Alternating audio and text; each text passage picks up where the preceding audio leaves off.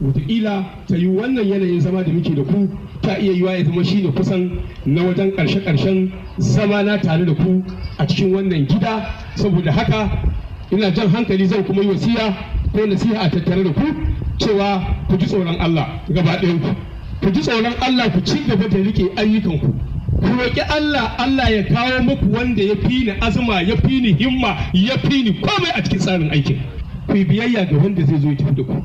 Ina kira gare ku cikin 'yan kwanakin da suka rage waɗanda na ɓatawa, ta iya yiwuwa a yanayi irin na aiki wani ya ga ba a yi masa daidai ba, ko kuma kuskure ya sa na yi maka wani abu wanda na zalunce ka ko mun kankanta ba da sani na ba. Ina neman afuwa ku dan Allah, ina neman alfarma ku yafe mu.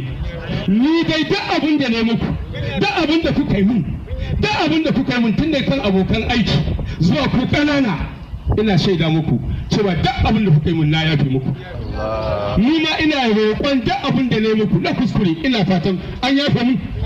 To ni ma ina roƙon Allah ya yafe mana gaba ɗayan mu. Allah ya haɗa fuskokin mu cikin alkhairi.